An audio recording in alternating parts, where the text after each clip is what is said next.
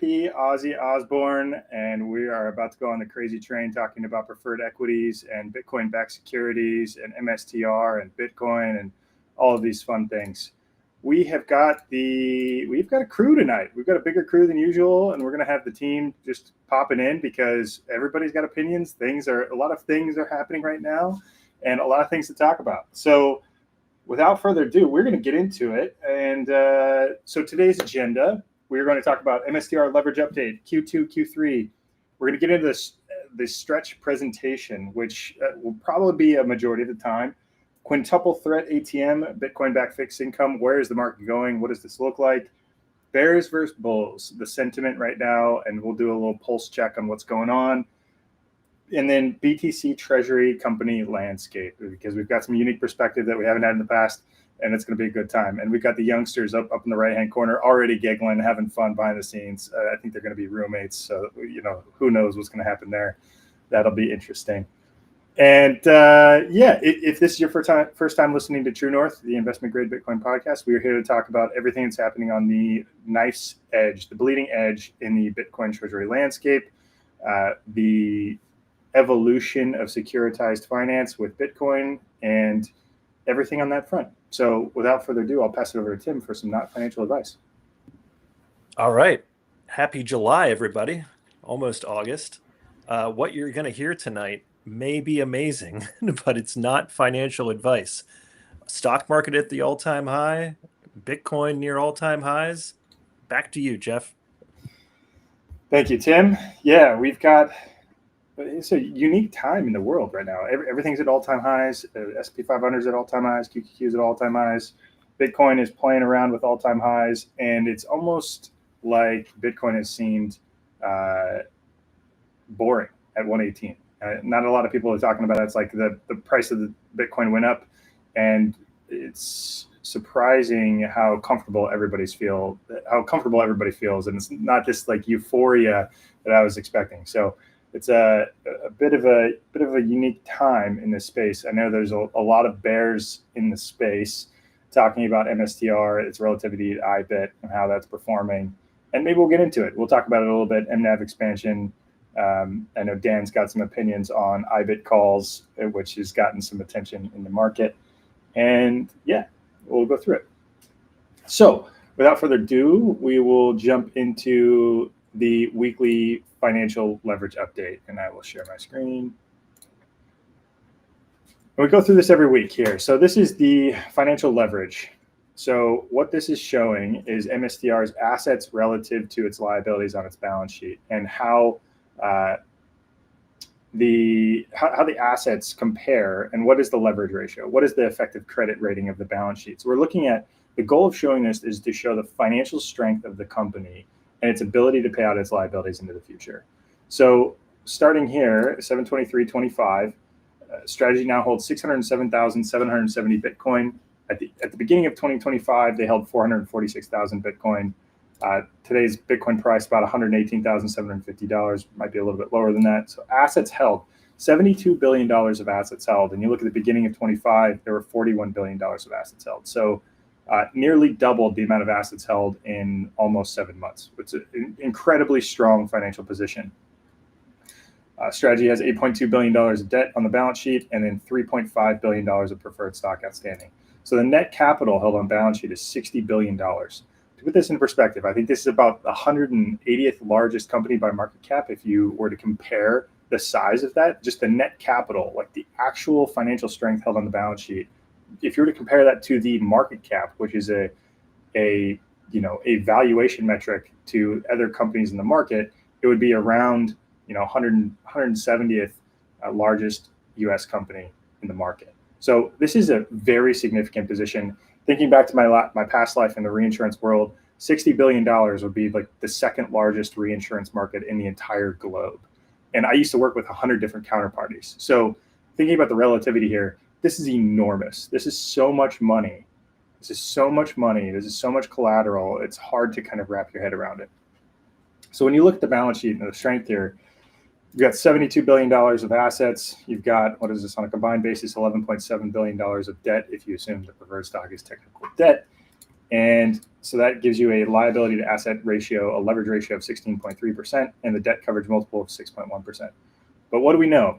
We know that $3 billion of the debt, the convertible debt, is currently trading as equity because it is trading significantly in the money. And if you were to, on a pro forma basis, pull that debt off the balance sheet, the leverage ratio is actually 11.8% and a debt coverage multiple of 8.5. So effectively, the Bitcoin price can fall. In order for the assets to be worth less than the liabilities, the Bitcoin price can fall to $14,000, or effectively an 88% drawdown from here before there's any potential concerns. And it's got to, not only does it have to fall, it's got to stay there and stay there for an extended period of time. So we like to show this at the beginning because this just lays the stage here. And, a lot of people are bearish right now, but you zoom out and you look at the financial strength of this company, and they are the strongest financial company by far. If you just look at the relativity of the assets relative to debt. So, and certainly the strongest Bitcoin treasury company, and they have more Bitcoin than the next closest company by 11 times, and continuing to extend that lead, right? You think about Strategy purchased almost 6,000 Bitcoin last week. That's more than a majority of the Bitcoin treasury companies that are in the space. So a lot of positive things on the horizon, and this financial strength is you can't ignore it. This is huge. And I'll pause there. Anybody else have anything to add? No. Well, yeah, I'm looking forward to getting into this. Yeah. Okay. Well, I'm a vol junkie, so I'm like, pump those numbers up. Like, I like the financial strength, but yeah, I want a little more leverage. Give me more leverage. And I think that's why you're seeing these new instruments come to market, right? They've gotten to a 16% leverage ratio, and they identified that the convertible bonds aren't the most effective form of leverage because it's a significant amount of dilution right away. And you have these vol junkies that are trading and arbing the convertible bond and the stock back and forth every day. So it's a significant amount of volume and algorithms that are trading within the market. So now you're seeing the innovation here by finding these different capital pools that are going to hold these products long term, whether that be the retail market or pension funds or banks or anything like that. And that innovation is leading to more effective leverage. And it's difficult to get those numbers up, right? As they're continuing to add more assets to the balance sheet, they're providing these new products, and their ability to issue more of these is a function of what the market can bear. Yeah, and I kind of thought they were going to do the ATM on the common, and that was good because it was accretive, and we got the convertible bonds, and that was good because it was accretive, and then we got the preferreds, and those were good because it was even more accretive. But I think what I was thinking was going to happen was just rattling off a bunch more convertible bond deals, and we were just going to see this leverage ratio shoot up. But it seems like it's maybe going to be more of a slow grind. They're going to ramp it up, 12, 13, 14. So I'm not sure if we're going to see the vol spike. Say that again, you broke up there. Yeah, I'm not sure if we're going to see like this massive vol spike without a pump from Bitcoin itself. I mean, unless they can just get these rolling super like faster than we imagine they're going to get, the liquidity rolled out.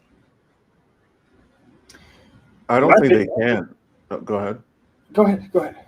Yeah, no, I don't think they can. They want to roll out the converts quickly right now, just because you have to balance it out with the short interest it's going to create on the equity itself.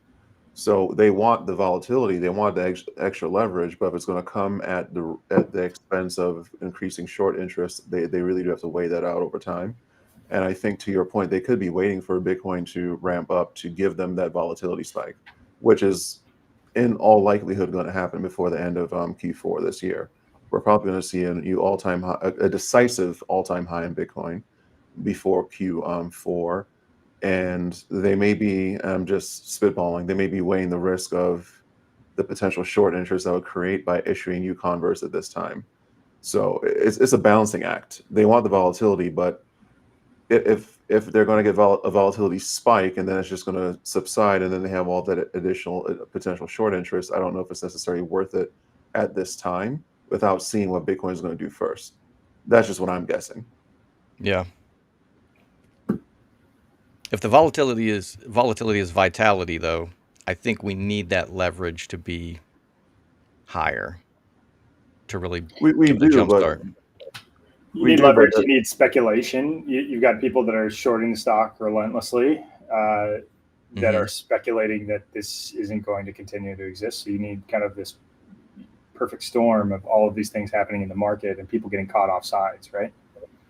But volatility is vitality. Volatility is vitality, but remember we can't dictate the direction of that volatility. So That's true. Could inadvertently create a situation where there's more volatility to the downside versus it being a balance, and that's kind of what I'm getting at. If the Bitcoin cycle does what we think it's going to do, and we're at what 150, 175 by October or something like that, right? Their situation looks decidedly different. The stock price is going to react. It's just a matter of how much it reacts. And I think if we do see a decisive outbreak in Bitcoin, that isn't like, us going from 100 to 110, then 110 to 120. But if we see something like a 120 to 140, 120 to 150, I think that's when the volatility spike will happen, and they probably assess things a little bit differently. Right now, I just think if they do a convert of any size, they're just going to disproportionately increase short interest on the stock without having that Bitcoin breakout. But again, I'm spitballing. I don't know better than what they're doing. I'm just saying what I think could be happening. Yeah, they could be just done with the converts completely, and we just got to wait for the preferreds to ramp up. Yeah, and after watching the year-end review video and the stretch IPO video, I mean, they're done with the converts. They've literally said in the market. They said it. Yeah. So Strife will be the top, highest in the capital stack instrument, and the rest will be junior to it. So 100%. And on the volatility thing, I think that's wicked important. Like the volatility, the whole thing with Bitcoin that's so valuable is the idea that the volatility increases as the price increases. That's why we see these big bubbles, these big spikes. That's why trading is so cool. That's why options behave in such an incredible way.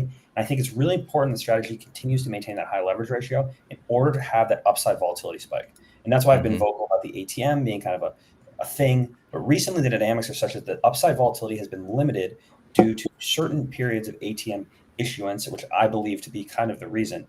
But whereas downside volatility has been extremely steep as a result of it falling in line with Bitcoin, which is good. You want that downside volatility. You also need that upside volatility. And I think that would be extremely it would be helped a lot by having more leverage ratio. And I think they're trying to do that. That's the other thing. I give them a lot of credit. They're issuing as much press as they can, as fast as they can, that leverage ratio up. Right now, they're limited by liquidity, and that's something we can only wait for. The liquidity will build. We will push these prefs, and it will come.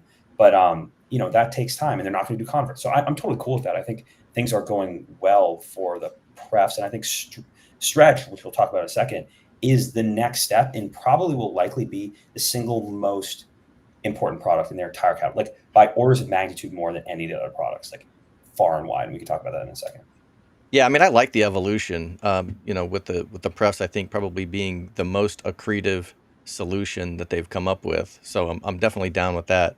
And if we were headed into a bear market, this leverage ratio would probably be the perfect, way to go. But if we got a couple of more spikes in Bitcoin left in this cycle, I need some more juice. 100%. And I think everyone's thinking the same thing. And that's actually not really good for the common, because we need that ecosystem to be working. That's something Adrian said a lot too. We need the MSTY ecosystem to be working. We need MSTY to blow out. The key is we need vol sellers to get smoked on an upside move in Bitcoin. That is the key here, because that's the only way to maintain unpredictability in the stock price and performance, which is unpredictability is just another word for volatility, which allows the options premiums to be extremely high. And we need them to be 1.5, 2x that of Bitcoin. We need the IV to be that high relative to Bitcoin. So you need to blow out the long or the short call holders. So I think it's really, really, really, really important for the future of MSTR. During the next move in Bitcoin, MSTR has to smoke the call sellers. So it has to expand in volatility. And the only way for MSTR's volatility to expand to the upside during a rally in Bitcoin is for the mNAV to expand. That is the single only way for volatility to increase on the upside, is the expansion of mNAV. We've seen the contraction in mNAV. That's increased volatility on the downside. We need it in both directions for it to continue to be a viable product.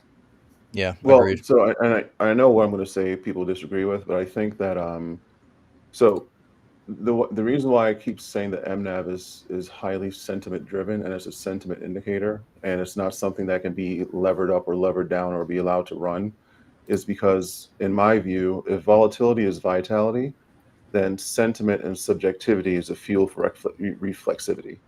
And what I mean by that is the market sentiment is what's going to drive the mNAV.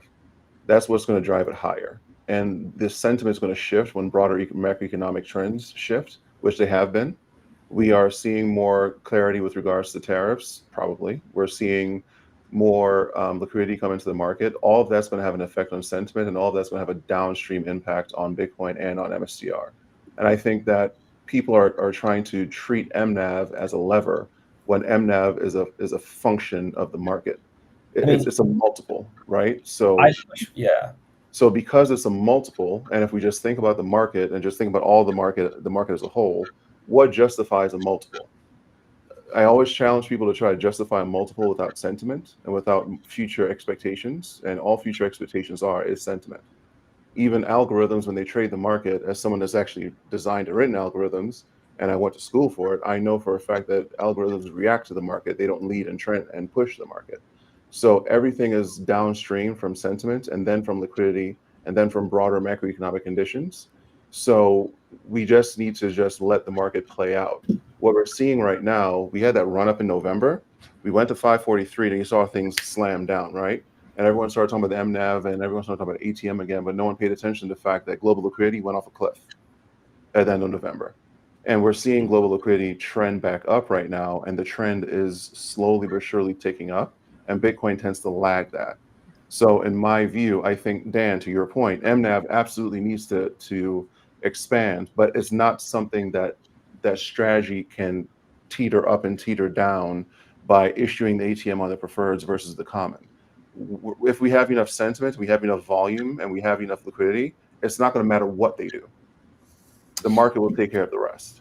That's I mean, all right, Jeff, go ahead.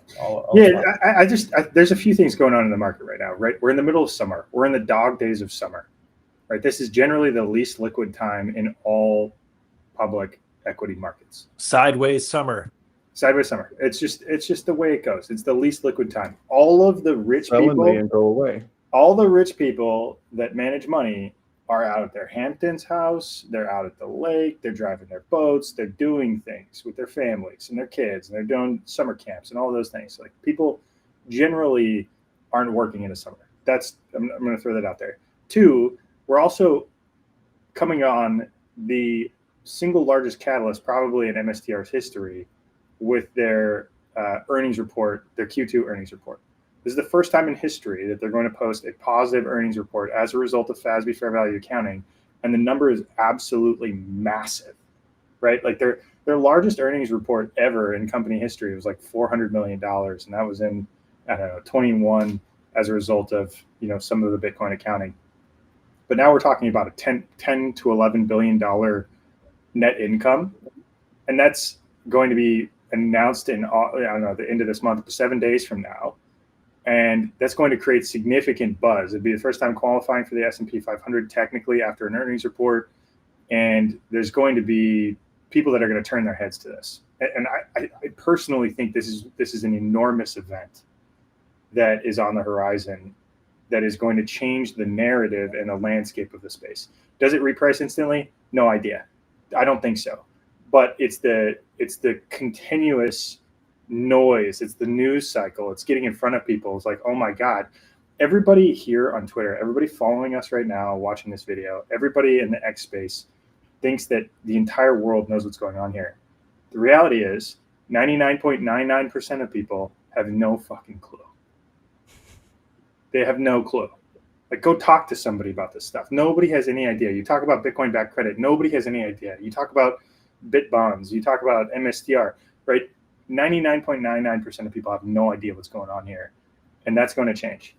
And what is the catalyst to make a change? It's an enormous earnings press release, right? It's not MetaPlanet, adding 5,000 Bitcoin to their balance sheet. I love MetaPlanet, but it's not them adding 5,000 Bitcoin to their balance sheet. It's strategy posting a $10 billion gain in a single quarter that blows out, 99.5% of the companies in the entire United States. Where did that come from? That's this kind of, Adrian, to your point, this like sentiment driver, like you're going to have new buyers coming to the scene here as a function of this. And I think that's where some of this happens, right? Like think about back to November and QQQ, right? There was a ton of excitement, and apparently a ton of people bought the top because people are big. People are big mad. And you know what? Actually, I did a little analysis. Maybe we'll start with this before we go into the stretch presentation. So this is the number of days that's in the last within the last 1,244 trading sessions. There have only been 30 days that have closed above $400. So all of those other days, if you would have invested in all of those other days, you'd be in the green. So, we're talking, what is this? 2.4% of the trading days in the last 1,244 trading days. This isn't Bitcoin, right? Buying an MSTR is not Bitcoin, right? If you just want Bitcoin exposure and one Bitcoin is one Bitcoin, then just buy your Bitcoin and get out of here. Like you're buying a publicly traded equity. It's not going to have 100% correlation to Bitcoin. It's not Bitcoin. You're buying a company that is collateralized on Bitcoin and has the largest Bitcoin-backed balance sheet in the entire world. That's what you're buying. And what can they do with that? What's the optionality that they can do with that? That's what you're buying. And I think people are confused by that, right? You look at the daily price. Like who cares?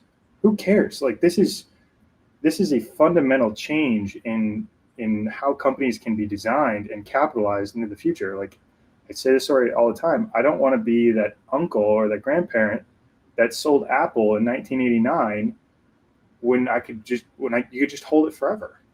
And I think people are, very short-sighted and not necessarily thinking about the magnitude of this story and how big this is.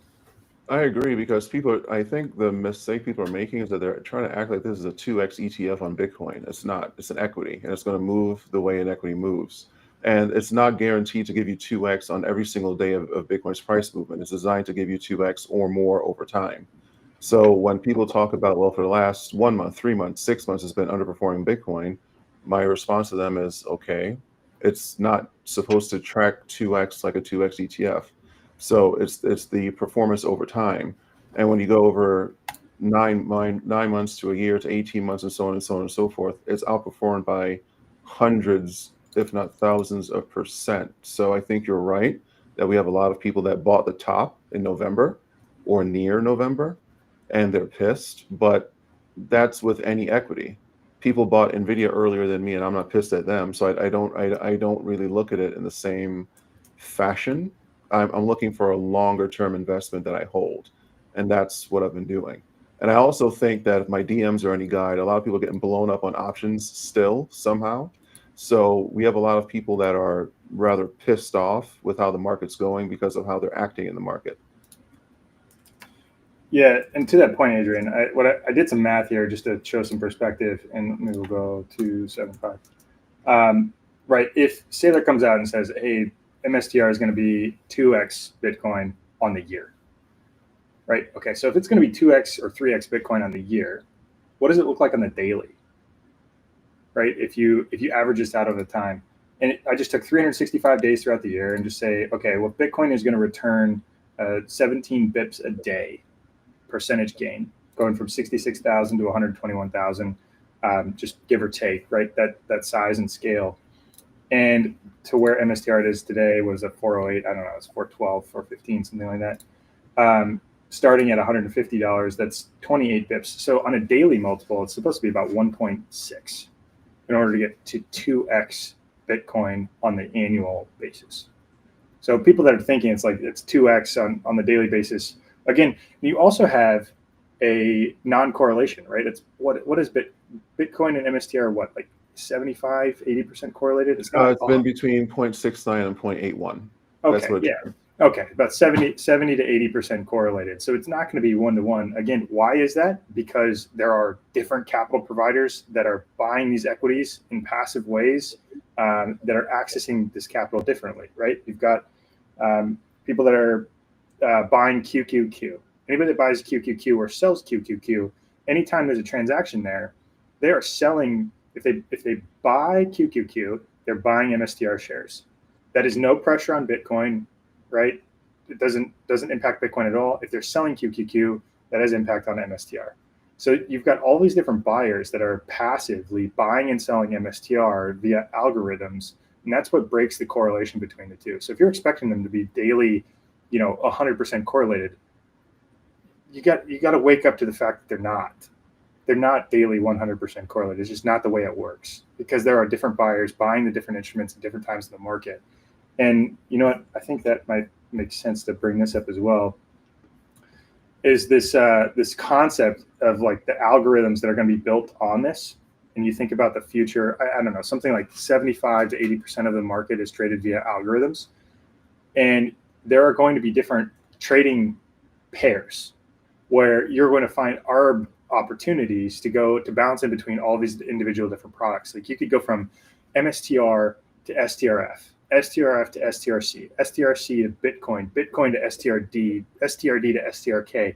There's different trading pairs in different ways and formulas of portfolio composition to arb different pieces of all of these different components. And I'm only showing 6 things here.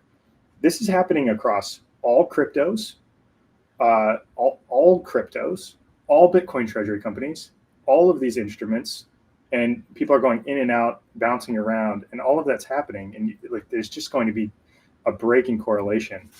So just want to put that out there, as people don't seem to get that. It's crazy. But also, Yeah, oh, go ahead. Yeah, I love talking, and I think that's super important. And we talk a lot about how these different fixed income products will be targeting different markets. And one thing we've been noticing a lot. Am I still there? Am I good? Yeah, you're good. I moved you to the other side. Cool. One thing we've been talking about a lot is targeting these different investors in different markets and tapping into different pools of capital. Now, we've seen the volatility in Strike and Strife be extremely high, right? I haven't actually measured the volatility. It's actually on the Strategy Tracker website. The volatility has been very, very high relative to traditional fixed income products. And so that's been scaring away investors. And that's something Saylor and Fong talked about in the most recent STRC release video. And that's why this STRC offering is so attractive to so many fixed income investors. Let's say you want to hold a cash position. It's actually quite nerve-wracking that you've got all this sell pressure and different kind of fluctuating principal amounts, especially if you have a large position in Strife or Strike. And so I think it's going to be a product that attracts a monster pool of capital, especially with the initial offering, plus the cumulative dividends. We've seen that there's clearly a demand for cumulative dividends over non-cumulative dividends. If you've seen, like, Stride hasn't even traded up to its liquidation preference, which is quite frankly incredible, right?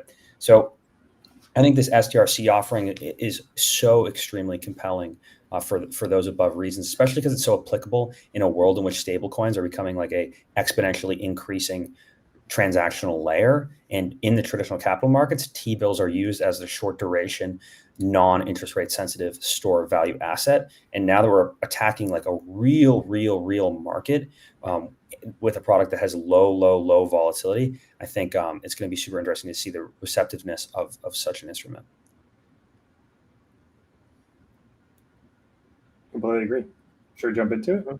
It's funny. You look in the chat and everybody's still just bears. There are bears everywhere, which is so funny. The sentiment feels even more bearish than like when the ETF was launched in February of 24. People forget that there was actually a $2 billion ATM that Saylor used without transparency, and 4 million shares that Saylor sold in 2024. Like the ATM, like this existed in 24. I'd argue the non-transparency of the ATM was a better way to do it. It was better not having it. Unpredictability, I think, is super key here, and that's not to be a bear. It's interesting. I think the unpredictable nature of the ATM increases vol, and it's all a question of vol. Quarterly reporting your ATM purchases. Yeah, I mean, we can say that, but the thing is, if you're watching the daily, there's guys that are watching the daily trading volume and that are making assumptions when the ATM is being issued and when it's not. So I think that Saylor kind of created I don't think he even created, I think by announcing to the market that the ATM was going to be a way that they facilitate Bitcoin purchases, the market's constantly looking for when it's going to be issued, regardless of if you would make an announcement or not. So I think that genie is kind of maybe out of the bottle. I don't know. But to the people that are still talking about mNAV, it's just strange to me, because with the kind of volume we were seeing last year, like around October, November 2024, I just don't understand how people could be saying to themselves, so if Saylor had stopped selling shares, that magically would have made the market decide to make the mNAV run higher, because that by itself would have shifted sentiment, not the other 90 to 95% of trading volume and the increased liquidity and so on and so forth. What do you say about but what do you say about passive flows? I mean, it's price insensitive flows, right? So anything coming from any kind of funds, QQQ, potentially S&P, right? This is kind of Josh Mann's whole idea of, if you didn't ATM it, it would just levitate. It would just go higher because there is demand that is, not determined by at all. They're like capitalizing on the excess demand. They're like, they're understanding the static demand. Yeah, I'm not selling, right? If there's a pop in demand, they're capitalizing on it and buying Bitcoin. Exactly. And and that's something I've been thinking about. What are the treasury operations worth? Jeff, I think you're right. I think the treasury operations, the preferred issuance, all of that, the Bitcoin yield is incredibly valuable, more so valuable than any sort of income generating activities of any Mag 7 company. I think they're massively accretive. Bitcoin gain, in my opinion, especially Bitcoin gain derived from from preferred products, should be awarded a 30x at least multiple on the US dollar gain. However, that has to be realized in the stock price. Right. So I'm not selling at 3 NAV. I'm not selling at 4 NAV if the company's not selling at 4 NAV. So that's and look, it's not that black and white. That's the point Josh is making. I'm not sure if he's totally right or whatever, but if the stock is running to 3 NAV, I'm not a seller, right? I don't think you're a seller. We're the market makers, right? We're the owners of the equity. And so we are the buyers at the margin. If the passive flows are also adding buy pressure, that NAV will run. And I've come to realize that I think that is true, because I thought originally it was just Bitcoin yield. So if Bitcoin yield is falling, the NAV wouldn't expand. It would just be a closed-ended fund. But I'm starting to realize that both the active treasury management coupled with the operating cash flow covering the liabilities, which no longer is the case, but then also the shareholders and the passive flows and the ability to be included in ETFs makes it special Bitcoin and something which the mNAV could go really high. And I think that's kind of the point. And if it did go up, it's important to remember that would be insanely accretive if they were to ATM, let's say hypothetically, to pay dividends or. I got one for you. Let's think about the scale here, right? So we're talking about these preferred instruments having a total addressable market of 600 trillion, right? Enormous, massive. And they've issued 4 billion to date. And we think that number can 100x, 400 billion. Could probably go higher. So if you think Bitcoin's going to double from here, you've got $70 billion of assets. And if it doubles, you get 140 billion. If you lever that up 30%, you can issue $43 billion of this stuff. So every dollar of asset that you bring in the door early, understanding that with the idea that Bitcoin is going to move higher, gives you that much more ability to capitalize on the leverage and make the thing move faster, right? The ability to capitalize on the fixed income side of the market, understanding what's going on. I think the demand here, there's probably 1%, I'd say between 1% and 10% of the fixed income market, that $600 trillion of total addressable market, can buy unrated perpetual preferred equity. I'd probably say 1%, maybe less. So we think that if these instruments get rated, that number 100x's. The number of people that could buy these instruments 100x's.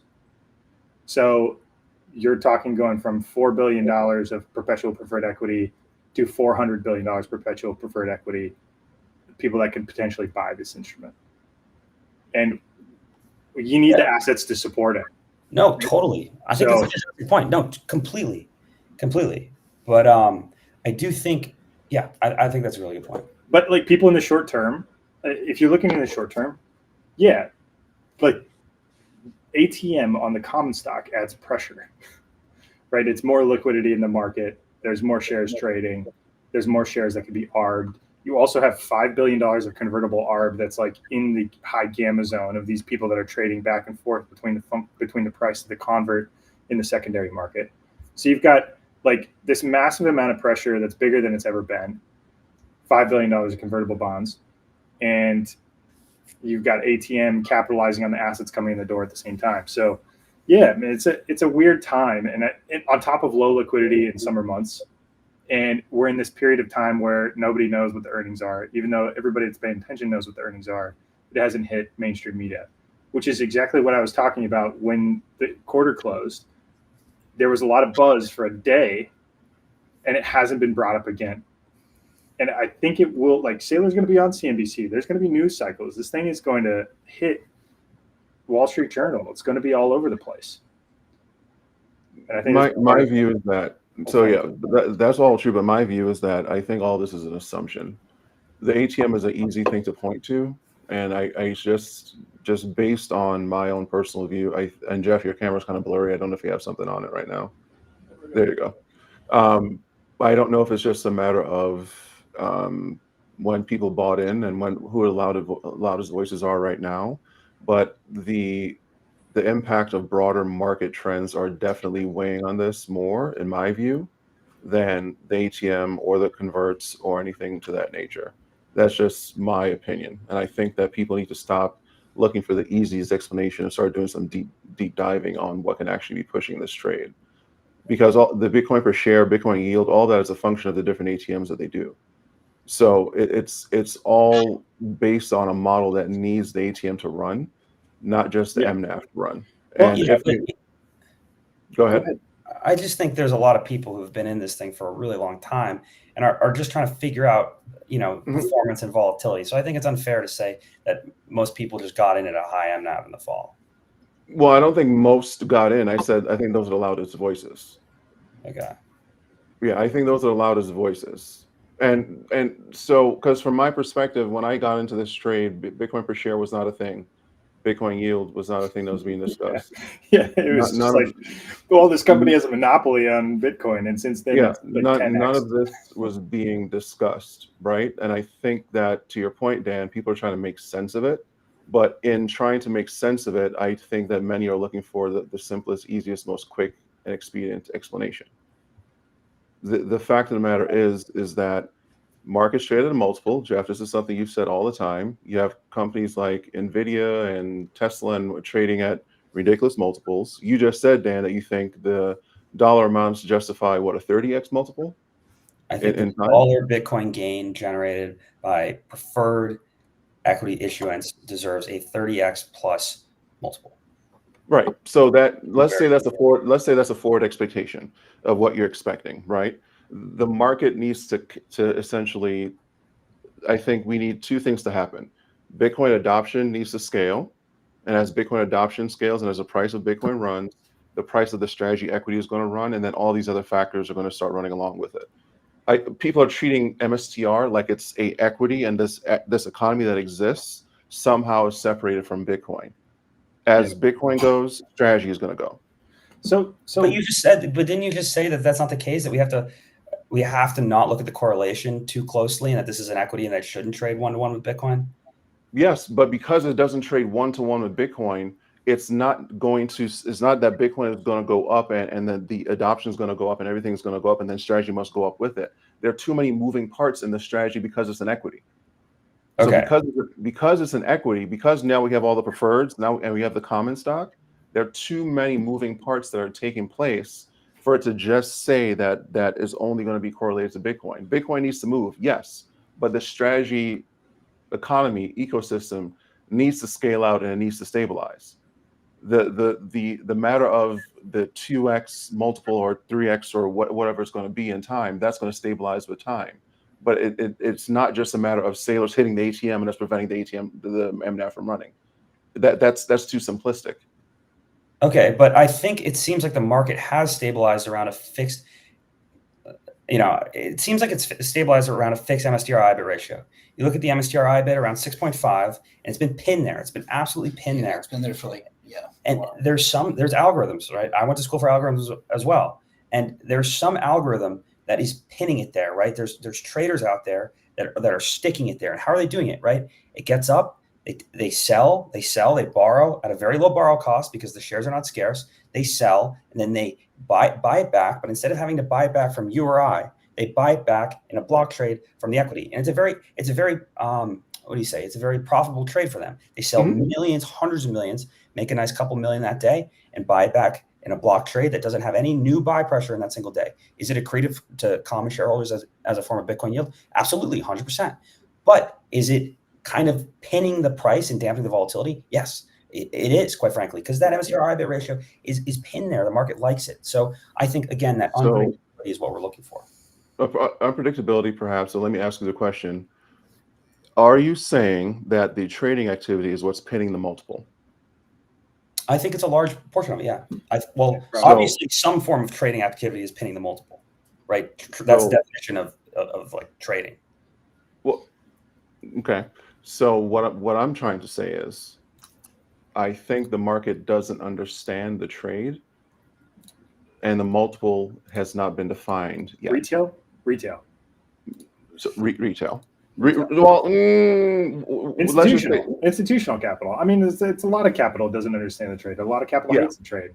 I didn't want to pin on one or the other because then someone's going to get pissed off, right? But what I'm saying is we've all just given opinions and our sentiment around where we think the multiple can go, and what I'm saying is the market right now, everyone's focused on it as if MSTR is going to trade at a multiple regardless of broader market trends. And what I'm saying is there's going to be a flow of activity.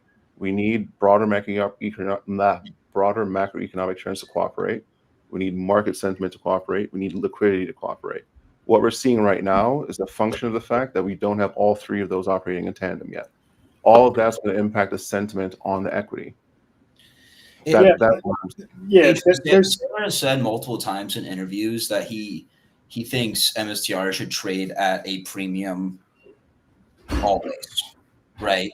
He was even asked, I think, was it the Joe Burnett interview, or he was asked, do you think it will go to 1? And he said no. And I think what was that in the context of a bear? Yeah, bear market. Yeah, I think in the context. I think I know what you're talking about. Yeah. So, I think if we think Bitcoin yield deserves a multiple, then you need to allow a multiple to occur, and I think that's what people are really frustrated about. And I think what Dan is saying is that the shorts are getting exit liquidity essentially from the ATM. So it's kind of a shorts are getting exit liquidity, but it's adding assets to the balance sheet. Yes. So it's a chicken or egg. Like maybe that's it's like long term. Who knows? And to Ryan's point, I do want to just say the stock can trade at $10 to $20 billion a day. No form of buying and selling activity included.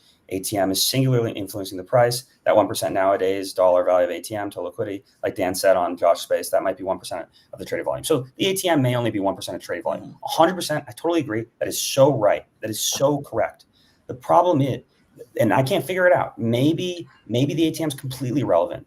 But what I understand for the market dynamics is if you're able to sell massive amounts of equity and then get at a certain price, and you know where you want to take the stock and get the offer to buy back your short liquidity, then you're essentially, there's a gravitational pin. And I think what we've seen is that gravitational pin has been 6.5 MSTR IBIT, and other shorts and other traders will come in and create that gravitational pin. So what we need to see is that pin be moved. It needs to be moved up. And I think the passive buying is going to do that. And so I think a little less marginal sell pressure could be the catalyst. Could I be totally wrong? Maybe they shut off the ATM. Maybe it's still pinned at 6.5 IBIT. 100%, that could be the case. That's just where the market wants it. That's the future expectation of Bitcoin yield. But I think it's well worth the time or experiment to see if we can move that pin up in the short term, long term, whatever. That's true. And so I'm just going to add, the notion, I think I used to strictly believe that Bitcoin yield is the only thing that justifies the multiple. But I think Josh Mann changed my mind on that just from the passive flows. He's just said it will levitate up. If you just leave it, it will levitate. That's what I've been saying the whole time. Like, yeah, this is the architecture of the market, right? Yeah, I think you're totally right. Architecture of the market. This is what I've said since the very beginning. This is going to be the largest company in the world. It's a function of like what it takes to get there, and how much capital is raised at different points in time, depending on different catalysts in the market. Right? You've got very specific times where a lot more energy comes into equities at different periods of time for whatever reason. Right? We saw it in November. We saw it in March. You've got periods of time where that happens. We haven't seen that since November. I think that's typical with what we've seen in the past. We saw it, actually, it was like last July, or it was July 2023, huge spike. March 2024, huge spike. November 2024, huge spike. And we haven't seen one yet in 2025. And I think that's possibly on the horizon with the catalyst. And personally, when I'm thinking about the stock, like, I love that we're diving super nitty gritty into all of these different components, because it's useful to understand like all the different players in the market here and what's going on. But personally, when I'm thinking about this, like from a long-term perspective, opportunity cost of capital is huge.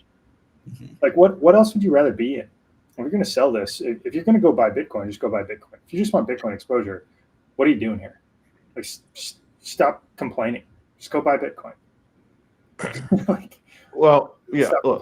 So you think about opportunity cost of capital and risk, right? What's the downside? What's the downside of all these instruments that you're holding? What's the downside in every scenario? What's the downside of other Bitcoin treasury companies? What's the downside of these preferred equity instruments? So like, where do you want to, like, it all comes, like, you've only got $1. Where do you spread that dollar? And if you're complaining about MSTR and you want to go invest in NVIDIA or Apple or Tesla, like, go do that. I don't know why people are just complaining so much, because the long term here, you're thinking about what does this look like 5 years from now, 10 years from now, based on the setup and everything you know. That's kind of how I'm viewing it. Is like this is an investment grade investment. Yeah, and they've created investment grade preferred equity instruments, Bitcoin backed credit, that are revolutionary. They're fundamentally going to change the world, and people are complaining because there's breaking correlation in the middle of the summer in 2025 when Bitcoin is 10% higher than it was, a month ago. So all the Bitcoin treasury companies are experiencing downward pressure right now. So are we saying that is it the ATM in all those cases of those companies as well, or is it just the ATM in the case of MicroStrategy or Strategy? All I just want to bring up, and I'm just going to keep hammering this point until people perhaps consider it. Market sentiment is not a lever that can be pushed up and pushed down. The market is going to treat it as it sees fit. The multiple is the multiple, and I don't think that what Saylor's doing and what Strategy is doing is the deciding factor in what's pushing the multiple down. That's just more shares in the market. I disagree. Yeah, there's more shares in the market. There's more shares in the market, but the shares in the market is not going to determine the multiple. The multiple is going to be a factor of market sentiment. Yeah, well, it's a factor of demand. That's what I'm saying. And sentiment's one input into demand. Yeah, sentiment is one input into demand. Yes, but the number of that multiple that the market's going to put on it is a function of broader dynamics than simply supply and demand. That's all I'm saying. Yeah. Okay, so one other thing, thinking about the catalyst here on the horizon, potential S&P 500. I've talked about this a lot, but you look at some of the Mag 7, right? The S&P 500 holds 6 to 7% of any of the Mag 7 publicly traded equities. This is huge, right? Like if we're talking about what event will happen that will significantly increase demand, it's the S&P 500. And is it already priced in? Do all of the publicly traded, do all of the ETFs have S&P 500, all the shares necessary? I personally don't think so. Like, I think this is the last biggest demand factor that we can think about into the future. And I think you got to think about what Saylor knows too, right? Like, what's he know? Like, he knows information that we don't know. Is it government information? Is it information about what's going on in Bitcoin? There's there's some information asymmetry here, especially after being on the other side of the curtain at another company. There's information asymmetry all over the place. So I guess just something to keep into consideration. Should we talk stretch? Yep. Go ahead. The thing that I thought about when what Dan said about the ATM being public and predictable, I think that kind of relates to Adrian's comment about market sentiment. And I'm not one of the people who thinks that the common ATM has like a direct effect, like it's pushing the price down literally, but there could be some second order effects, like if anticipation of death is worse than death itself, then maybe the anticipation of the ATM is worse than the ATM. Like if the short sellers think they can get liquidity, then they're emboldened, and people who may or may not have bought at the top get a little bit of a demoralization effect. So I'm not sure how much that factors into market sentiment or not, but it's just something that I was thinking about when you guys were talking about it. Makes sense. Shall we jump into stretch? Yeah. Yeah. Let's talk about it. All right, Let's jump in. Someone said in the chat, Mason's writing Dan's notes. He's a big brain. No. Yeah, Mason's backing me over here. Did World War III start today? What is going on? That's we got some serious, a lot of haters in the chat, man. No. I mean, it makes sense. I mean, people are frustrated, right? The ATM is put more shares in the market. There has been pressure, but the stock is like, we're top 99 percentile of stock closes, trading at 1.85 mNAV. Historical vol is at all-time lows. And let's just look at the vol real quick. Historical vol is at all-time lows, but you look at history, right? Goes high, goes low, goes high, goes low, goes high, goes low. It's like a mean reverting statistic here, and we're at an all-time low. What has historically come next when you're at historical vol at all-time lows? It's like, where do we go from here? It's kind of how I think about it. But let's jump in. Who wants to take this? Dan, you're Mr. Preferred. Let's give us a rundown. All right. I just know the little. Maybe Jeff, why don't you give an overview of what this is designed to be? Because I always just like rock right into the nitty gritty perspective stuff. Yeah. And then I'll take over from there. Yeah. Okay. So let's jump into this. So this is now Strategy's fourth perpetual preferred equity that they've issued to the market. This is called Stretch, STRC. So preferred equities, this is a function of collateralizing the capital stack such that you are now creating different risk tranches across the capital stack that have different risk return metrics. So in the event of a bankruptcy liquidation, the highest up on the capital stack is going to have first priority over capital coming in the door. Lowest on the capital stack has last priority on any money that's left over. So when you think about seniority here, seniority is incredibly important because that is a function of who gets money if in the event of a liquidation, which we think is an incredibly low probabilistic scenario. What's up, Ben? We've got, so most senior, you've got convertible debt, most senior. Second most senior, STRF. Now you have STRC, stretch, then you have STRK, and then STRD. So it is the second most senior, sits right below STRF. STRF is the investment grade product that they're looking to provide to the market, and they have STRC, which is stretch. And from a duration perspective, this is effectively a zero duration instrument with a relatively high yield, and the yield is meant to float such that the price of the equity itself is relatively stable. So I will pause there and I'll kick it over to you guys. I want to talk about this.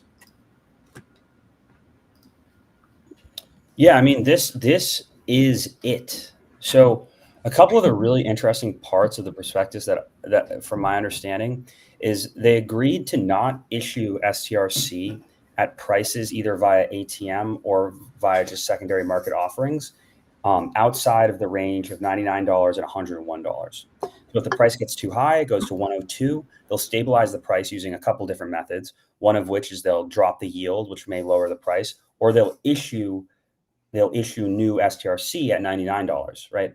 And they have to issue in that range. So they have covenants in the prospectus that make it such that they have ways, specific, legitimate ways in which they'll stabilize the price. And another really, really interesting part of this prospectus you won't read in the pitch deck here is, so there's this question. And a lot of people say this, and it's actually quite frustrating to me. And it's kind of a valid concern with Stride, but not really. It's that Saylor will just stop paying the yield. Well, you read the prospectus, you figure out, no, that's actually not valid whatsoever. So you may say, well, what if Stride just goes up and Saylor wants to drop the yield to 0 and not pay any yield, and we're all left holding the bag? Okay, that's not going to happen. So in the prospectus, the covenant is such that they can't drop the yield on a month-to-month basis. Again, it's changed every month. So the new yield for the next month is announced on the last day of the prior month. And they can drop it by the change in the SOFR rate over the prior month. So if the SOFR rate dropped by 10 basis points, that's the drop in SOFR rate over the prior 10 months, plus 25 basis points. So that's the maximum drop they can drop the yield over the next month, or they can only drop it to a floor of the SOFR rate. So you know the yield on stretch will never drop below the SOFR rate. This is extremely important. Liquidation preference is the same. It's liquidation preference floor is 100. This doesn't really matter because they're not going to let it rise other than that. But that's kind of the interesting protections you have. And then finally, the dividends are cumulative, which is hugely important, right? As long as the dividends are cumulative, you have protections against not having that dividend paid. And the cumulative dividend is a little bit different than STRF because the dividends compound into perpetuity. So if strategy misses a dividend payment on a month, that dividend payment then compounds against strategy at the dividend rate. So for example, let's say they miss a 0.75% monthly payment, which annualizes out to about, the 9% that we're talking about annually. Let's say they miss it. The next month they'll own 0.75%, the 0.75% dividend payment that they missed times 0.75. So it compounds at a rate of the compounding dividend into perpetuity. Point being, missed dividends compound against strategy into perpetuity. It's highly protective. Strategy is incentivized to pay them under all circumstances. So you have lots of protection, lots of stability, lots of mechanisms MSTR can use to stabilize the price. Boom. You hit the nail on the head. So, right, you got multiple different things that tools that you can use to pin the price in any one direction. Alternatively, you also can think here, if the price of STRC goes above 100, you're not buying it, right? There are other people, they're going to issue shares into the market such that the price does come down to 100. Alternatively, if the price is below 100, let's say 98, 99, there's an instant opportunity to go buy it at 98 or 99, knowing that they're going to get it back up to 100 using these other instruments. So this is like, Dan, to what we were talking about earlier, you've got this algorithm component that's going to move back and forth all the time, understanding this ARB opportunity and this capital going to be coming in the door to pin it there at 100. And I mean, I'm sure traders are thinking about the field day they're going to have with this instrument. I think it'll be a little bit volatile in the beginning. It might, the spread or the delta between 100 might be, as it's outlined here, $1 or so, or maybe $2. But I think that will compress over time as the depth of this market gets significantly larger and the liquidity gets significantly larger. Like instead of being $1 spread, it might be, 10 cents next year. A year from now, the spread might be 10 cents. It moves up, $1.10 and then down to, $99.90. And then 2 years from now, it might be a penny. Every time it goes up a penny, somebody's arbing that penny down in volume and size. So there's significant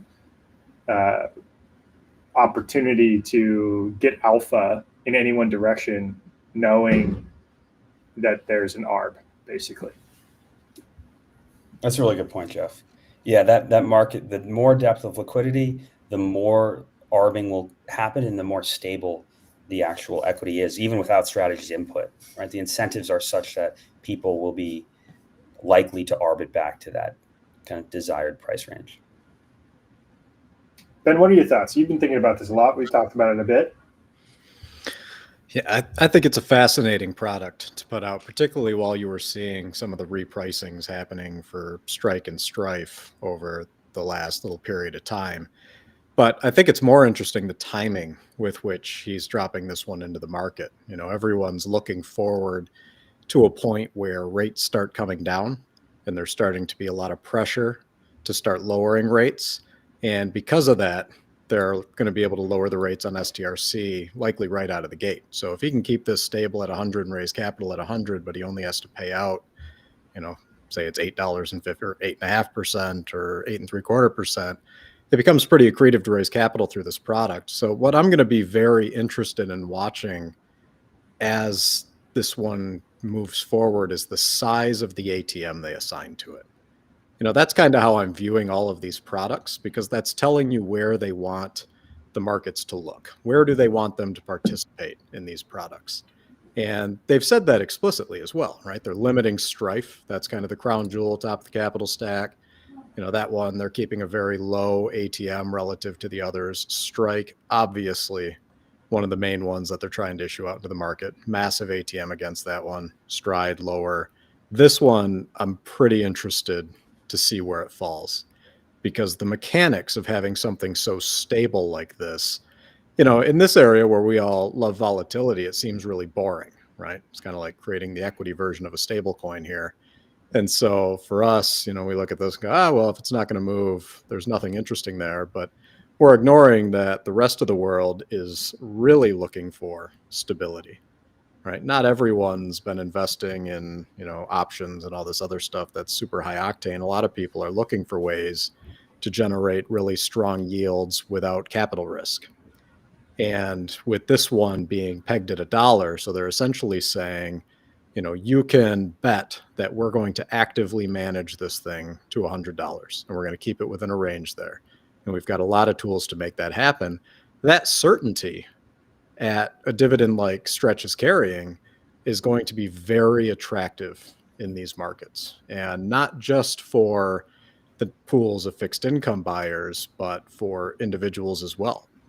When you look at, if you can find the slide, Jeff, that shows the categories where they're sizing the market around this one. Yeah, that one right there. You can see the largest one they're highlighting there is US dollar bank accounts. So if rates start coming down and we end up back in an environment here where your high interest checking account is back to, 1% or below, we all remember the days when you had 0.1% interest in a lot of your bank accounts. This is massively attractive, but it's going to depend on how much supply they put out there in the market, right? How much of this is actually going to be available?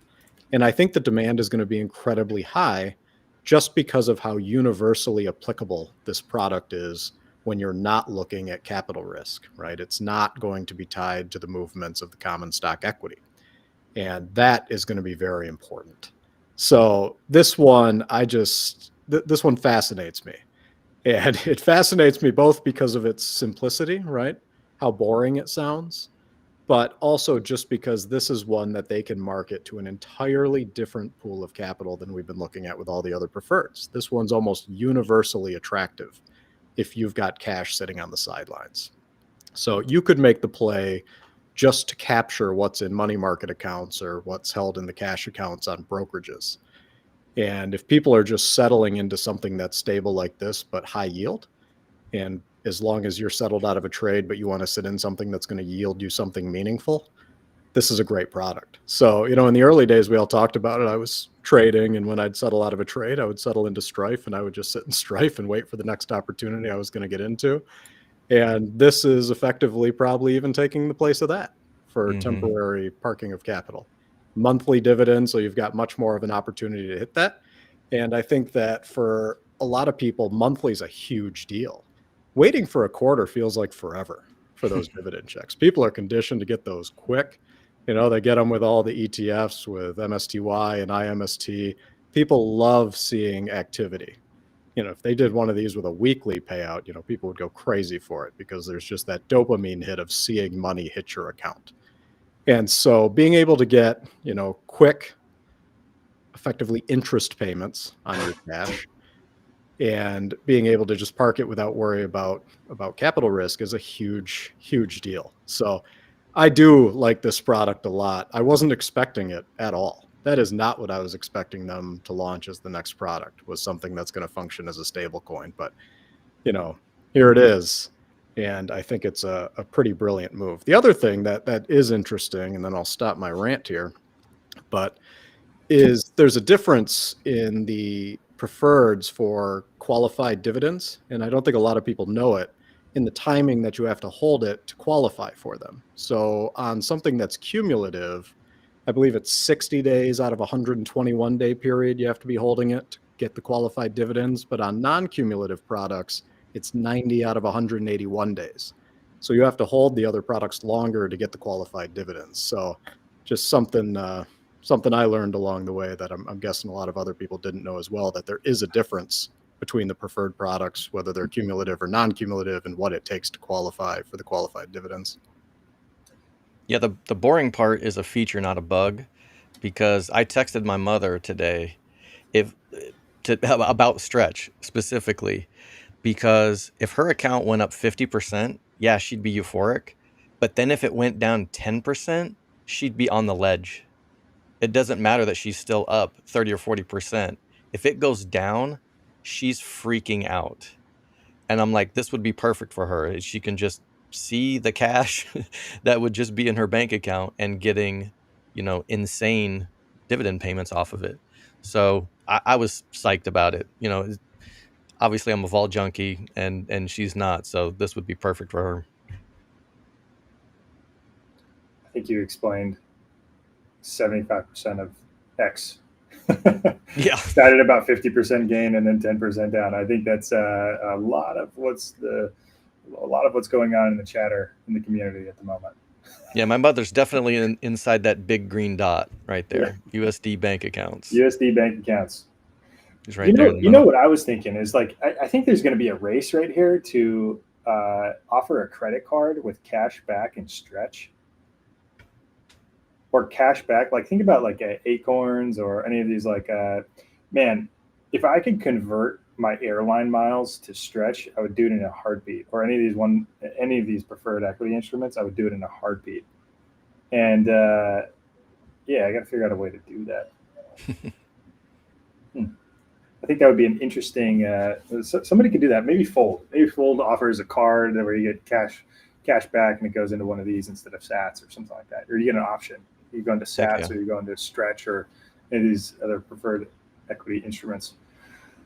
But yeah, Ben, I mean, you highlighted a couple of huge things here, right? The capital pools are absolutely enormous that should be interested in this type of product. And I was explaining this earlier on the space with Ryan and Matt. It's like these are products that the entire world needs. Nobody can stop, and very few people understand. And it's like I feel like I'm banging my head against the wall most of the time trying to explain these to people. But like these are going to be so pervasive in all of society over the next decade. These are going to be absolutely enormous products because they're backed by Bitcoin, right? The Bitcoin network continuing to grow is what's going to facilitate the growth of these instruments. And as these products get more attention and have more success over time because of the information asymmetry, as they have more success over time, that is going to draw more capital into these instruments. The yields are going to fall, which is going to lower strategies' cost of capital, and their ability to raise capital goes higher. And the duration and the yield that they have to pay over time falls, which is more accretive to strategies' balance sheet into the future. And these are levering, the coil for Bitcoin to go tighter and tighter, to go more vertical, because they've got more capital that's able to come in the door via these instruments and drive Bitcoin higher because they're using Bitcoin as their permanent form of capital to back these products. And I don't think people quite get that yet. And that's why we spend so much time on them, because they're huge. This is going to change the world. I think people miss a big thing with these, right? They see these preferreds that are coming out, and they're constantly comparing them to MSTR. And these are not MSTR, right? These are entirely different products, and they're not even meant for the same reason. So, I know that there's a lot of comments that come out saying, why do you even talk about the preferreds? You should be talking about MSTR. This is What you have to realize and appreciate about these products is if you look at just this chart right here, this is capital being onboarded to Bitcoin, right? This is the loading dock for capital coming into Bitcoin. If you are a Bitcoin maxi and you want to drain capital out of the traditional system, this is the ramp. This is how that happens. So I'm not even necessarily looking at these all the time for, well, what's the impact going to be on MSTR? I mean, yes, obviously they're raising capital, they're buying Bitcoin, it accretes Bitcoin per share. I know you guys had a debate before I jumped on about volatility and all that, but this, I look at it from a bigger picture. I mean, this is such a massive movement for them to prove out these products and be able to go and say, listen, this is universally applicable. If you're holding cash, this product applies to you, right? Whether you've got $10,000 or you've got $100 million, this product is applicable for you. Because if that money is sitting in a bank account, this highlights that you are now losing, right? You can effectively get S&P 500 returns with no capital risk. I mean, just think about that, right? That's why these products are so fun to cover. And it's why I'm going to continue talking about these products, because this is such a big deal. We quickly moved past what was happening with strategy because now they've scaled up and their liquidity is so deep and people are focusing on the options and all this stuff. I'm still looking at the fact that they are draining massive, massive amounts of fiat capital and bringing it into the Bitcoin network and into the Bitcoin system. And that's going to continue to drive that demand for Bitcoin up. Bitcoin's got the finite supply. And when you've got a finite supply and there's no amount of demand that's going to change that, the only thing that can give is the price. So I think these products deserve a lot more appreciation than they're getting. And this is just opening the door for these. More companies are going to come in and get creative in this way and find products that tailor to different people, but it's this type of universally applicable product. This would have sounded like a dream a while ago. No capital volatility, right? Your capital is going to remain pegged. You got a 9% dividend that's paid every month. Like, you got an emergency fund, right? Sign me up. It's way better than parking it in a bank account. There's a lot of cash in bank accounts. So, these are a big deal, regardless of whether you're looking at them and you're just tying them to the performance of MSTR, the volatility, or whatever it is. If you just zoom out from that, there's some appreciation that I think needs to be out there for just how big of an idea these products were, and seeing them scale out and build out this yield curve is incredibly impressive. I mean, this is going to make a huge, huge impact in the price of Bitcoin long term. So I love these products, and I'm going to continue to follow these because I think it's just an amazing shift in the market, and the ability to attract that capital so seamlessly into Bitcoin is just huge. This is going to solve the retirement crisis in America. I personally think this will solve the retirement crisis in America. You've got Bitcoin-backed securities. When you look at the alternatives out there, there's so much physical risk in the world. Mortgage-backed securities, you're looking at all these other fixed income products from all these other corporations. They just are piled with physical risk. They're probably mispriced. And this is the ability to onboard the rest of the world into Bitcoin-backed credit, which could solve some of the retirement crisis. You think about somebody that holds 10 Bitcoin. Let's just say Bitcoin goes to $2 million. You now hold $20 million. Say you take half of that at a future point in time, and they're still offering, strategy's still offering these products. Now you've got $10 million. Let's say you've got something that's giving you 8% interest in fiat. That's $800,000 a year, and you still have half your Bitcoin, right? This world is going to look way different when the price of Bitcoin rises and these products become more popular. It's going to take time. It's not going to happen tomorrow, right? There's not going to be a huge rush of capital in the door into these preferred products tomorrow. No, it's going to take time to mature, just like any new product coming to the market. Like when the iPhone came out, it took time. Started with a very basic product, and then it evolved over time, and it got better and better and better, and more people bought it. And as these products, made their way into the world, everybody started talking about them. Hey, I got this iPhone. You check it out. And you're like, wow, that's super cool. Now, instead of a $1,000 iPhone, you're talking about something that you could store your economic energy in and get paid capital with Bitcoin-backed safety. That's a really interesting value proposition, and that takes time to penetrate the market. That's why we're talking about it. This is the biggest story. This is the biggest story in all of finance right now. We need to talk about it. People need to talk about it. It's different. I kind of want to, I just want to double tap what Ben said. Just the fact that now, if you are holding cash, in my opinion, the best thing that you could do with no capital risk, no volatility, 9% return, as Ben said, almost beating the S&P 500, is put it into stretch, right? And then that leads to buy pressure on Bitcoin. Beyond strategy, that just made me so incredibly bullish for Bitcoin. 100%. Right?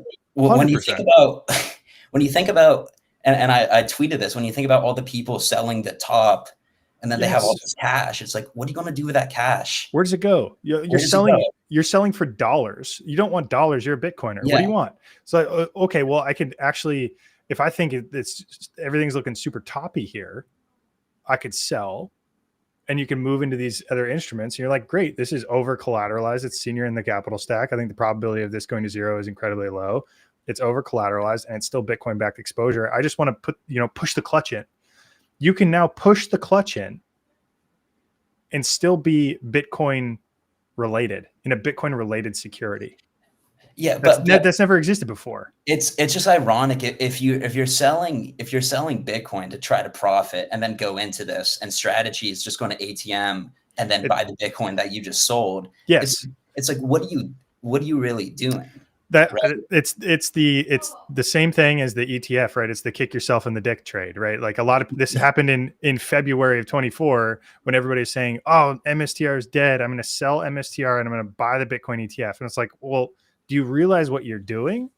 Right? Like you're selling the thing to buy the thing that makes the thing that you just sold more valuable. And it's the same concept, right? And like we're going to see this. Right? People are going to be moving to all of these different instruments at different times in the cycle, just depending on what they think is going on, right? People are going to be in MSTR and they're like, okay, I think I'm going to peel off a little bit on MSTR and maybe I go to some strike and strife because I want some more safety, but maybe I do that with 10%. And if it goes higher, maybe I change that from 10% to 20%. And you're just kind of like constantly moving between these pieces. And maybe I'm peeling off some into Bitcoin all the time. And there's just so many different permutations and combinations of these different instruments that you can hold at any one given time based on what you think market expectations are for the future. And all of it flows into Bitcoin, right? It is the defense strategy, the Pentagon. It's the Bitcoin defense strategies, all these different ATMs. So it's interesting to think about, what Saylor said, winter's not coming back. Does that mean there's not going to be bear market drawdowns? No. Are there going to be extended periods of time where things are as bad as they were maybe in 22 with the FTX collapse? Maybe different, right? It may look completely different. And the plumbing has changed, right? This infrastructure didn't exist previously. If you look back in history, in 2017, if you wanted to buy Bitcoin, if you wanted a Bitcoin exposure, you had to take your money from a bank account, move it over to some sketchy exchange that you didn't know how it worked, and then figure out how to do it, and then buy some, thing on the internet that's just untested and move it over to a flash drive, right? It was a tough sell, really tough sell. Now, 2020, you have MSTR buys Bitcoin, and you're like, okay, now I could get correlated exposure in an equity. 24 comes, and now I can buy a Bitcoin ETF from all of these different institutions. And now 25 comes, and you've got Bitcoin-backed credit fixed income instruments that are still tied and correlated to Bitcoin. That is a fundamental change in the architecture and the plumbing of the market that didn't exist previously. Fundamental, and that's exciting. So, do I think we're going to get an 85% drawdown? I don't think so. Like, I don't think it's going to happen because there's these different instruments, like the architecture has changed, and now there's opportunity to stay within Bitcoin as opposed to moving to altcoins or dollars or, pushing the clutch in. You have alternatives that you can go into. And that's what I'm excited about. Like I'm getting accused of being a perma bull, which is fine because I am incredibly bullish on all of these different instruments. I'm incredibly bullish on all the new capital coming in the door. And this is the biggest story in all of finance. And I'm gonna hang my hat on that.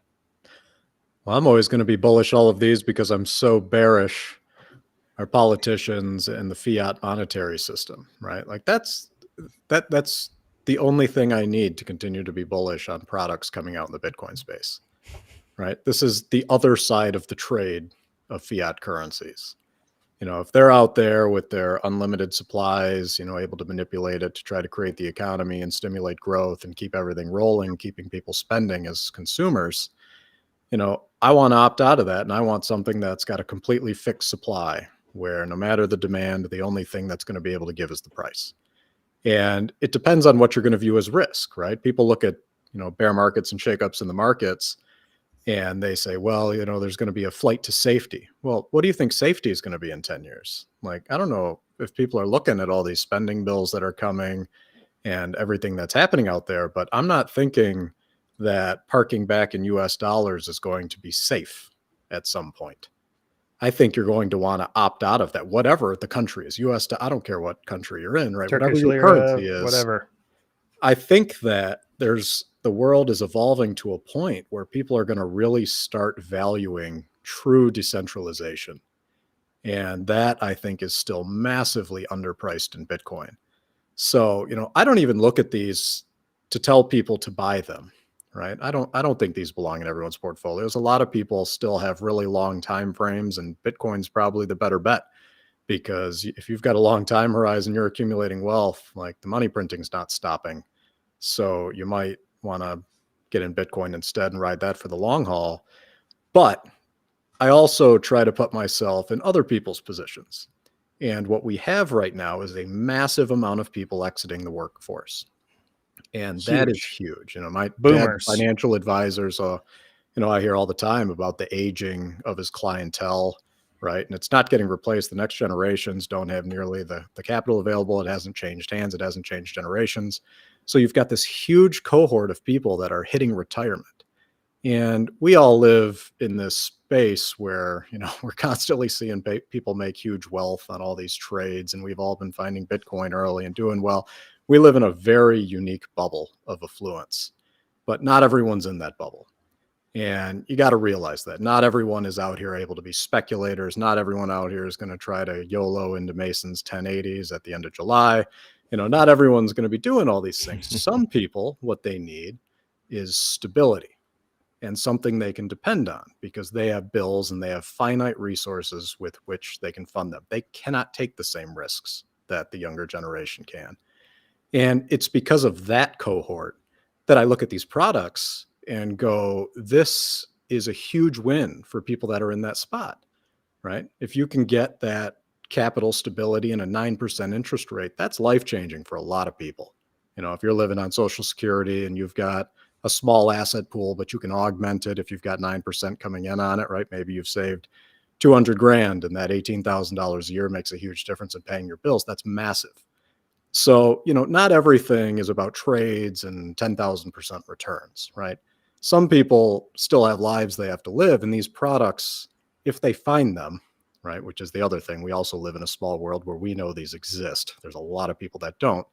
But if they find them, these could be very impactful. And creating a product like Stretch is one of the ones that I think would be that first stopping point. I used to always think it was Strife, but now you're seeing the value of that move around. I think that does make people nervous, even though it went up, right? Now they're going to be nervous that it comes down. But something like Stretch, where they're saying explicitly, we're trying to hold it at $100, that's more dependable for people to dip their toe in. And it might lead them to the point where they say, well, I want some directional long exposure. So maybe I'm moving into some of it into strike now. And they start moving out that risk curve if they're comfortable with it. But you know, that's what I really appreciate about these is these are products that you can weave into your everyday life if you need to.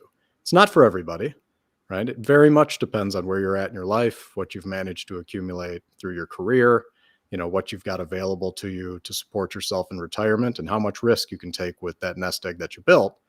but there's a massive cohort of people that are not in the position to take big swings. And because of that, something that's stable, pays out monthly, and is giving you effectively the return of the S&P 500, that's powerful. And that's important to a lot of people.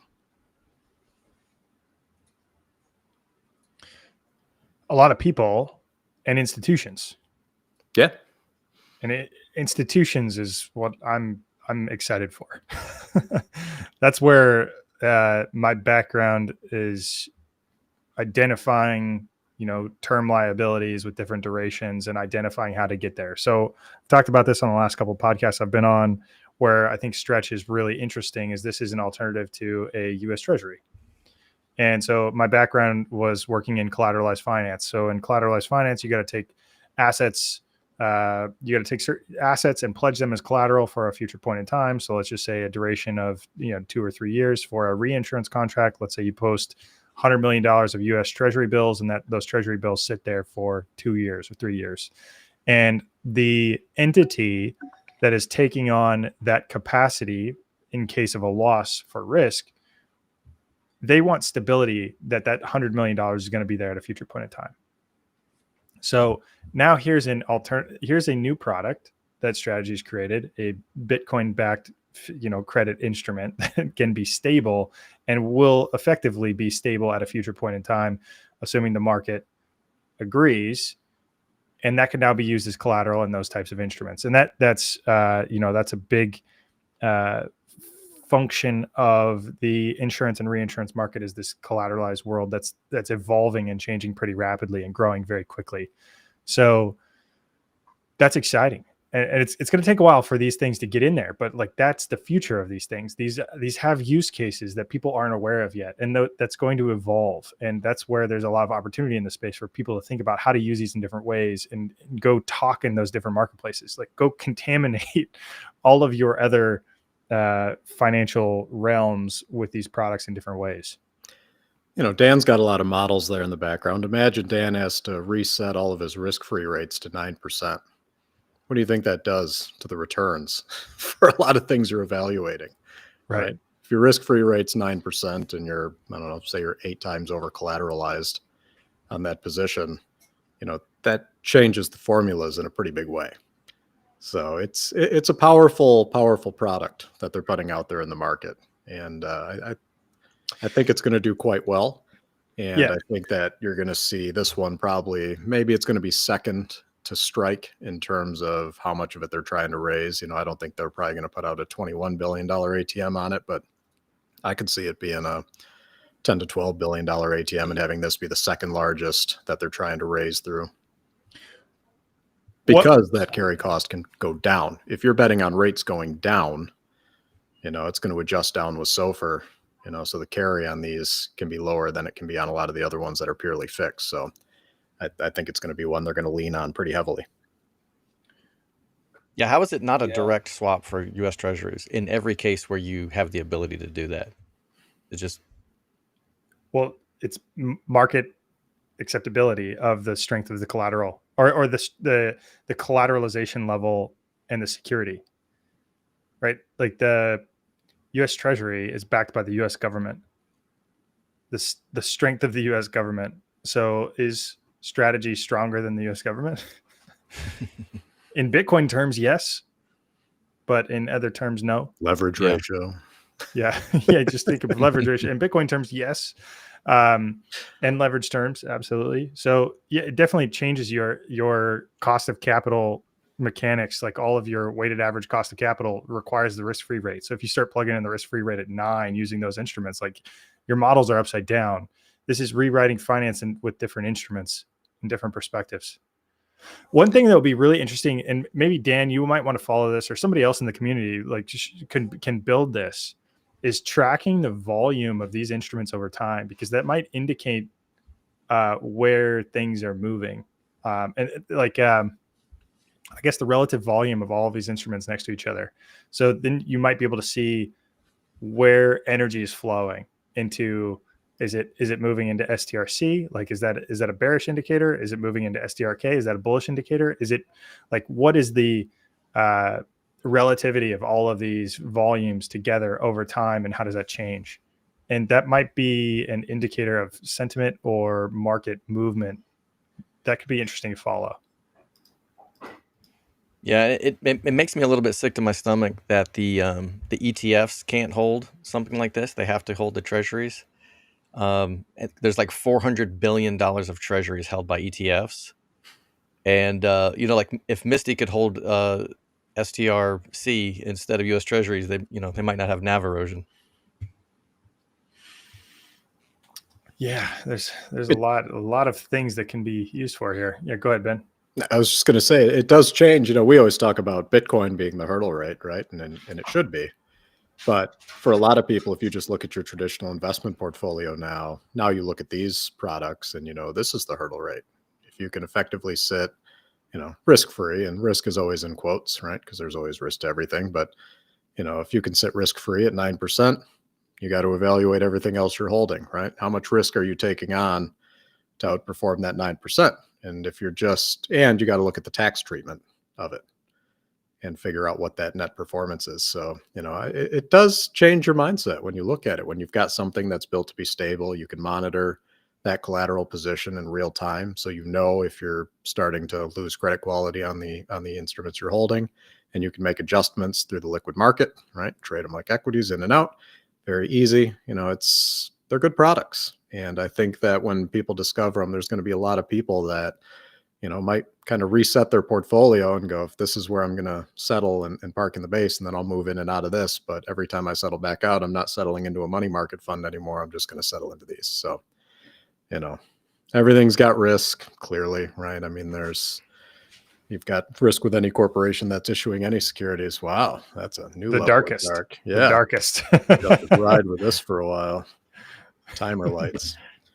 But they're pretty powerful because they already have the assets that are backing them. So I did hear on one of the spaces, I think it was one you were on, Jeff, and I think it was Karan that was talking about it, about the potential in the future where they might have to actually carve Bitcoin out into collateral. SPVs to collateralize the preferred products in order to try to get ratings, which would be pretty interesting because now you would have direct collateral tied behind these instead of just, the entire pool. It would be segmented out by product. So I thought that was an interesting conversation.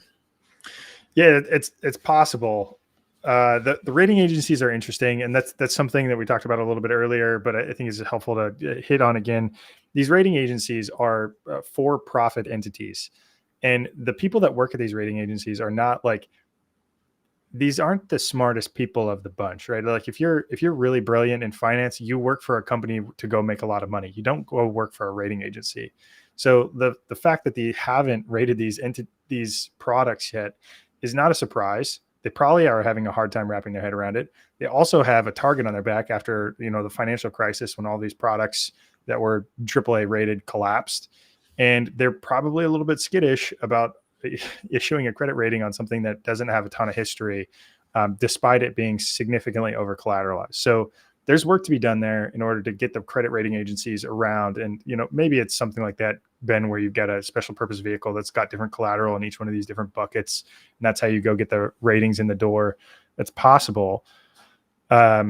But ultimately it's going to take time and other people in the market just continuing to pound the table. And when the products themselves reprice to different levels, that's when the rating agencies will also have an easier time to rate these products. So right now, if Strategy wants STRF to be rated investment grade, well, it's got an 8% yield right now. That's not an investment grade yield. Now, if it reprices to 160 or 180 and it drops to 5, maybe that's an easier message to go into the rating agencies and have that conversation. Or if there's, a dozen other of these companies and you have some relativity, that's the other thing that the market is missing right now is a relativity, right? Like you can compare this to other preferred equities, but they're not the same because it's not some expectation of future cash flow. It's a function of balance sheet strength and their ability to raise capital. It's a different beast and a different animal. So yeah, that future is going to take some work, and weird dynamic here is that these rating agencies are for-profit entities, and you have to pay to go get those products rated every year. You're paying to get those products rated every year. And it's just an interesting element of how these things work. So they could probably get those products rated, B+ rated or something right now, but they don't agree with that rating. So they don't want to go out and go get a B+ rating and then be benchmarked against all of the other B+ products out there and have this kind of peg on what the yield should be if they think the yield should go significantly lower, which would lower their cost of capital. So there's this like chicken and the egg component with those rating agencies as well. It's unique. One thing that's also interesting to think about the future here is like the tokenization of all of these assets or equities in general, and your ability to use them as currency. And if that's the case, you now have a direct competitor for some of these stable coins that is paying a yield where these other stable coins don't currently pay a yield, right? If STRC is a tokenized product that is transactable peer-to-peer, that changes how society can work. I don't think it's going to happen tomorrow. I don't think it's going to happen next year, but it's a unique concept to think about these instruments as currency as well. Something less volatile. I don't know. All right, guys, I got to drop. All right, Adrian. See you, Adrian. Good stuff.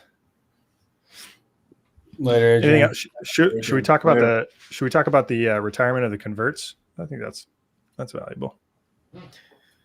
Yeah, this was really the first time where he'd mentioned it a few times already on podcasts that they were moving away from the convert market, and he wasn't even suggesting new entrants come into the convert market. But this was the first time that they really outlined that concretely as the plan, effectively just saying we're going to completely clean the capital structure, and it's going to be built around preferreds and commons, and that's the way that we're going to structure this out.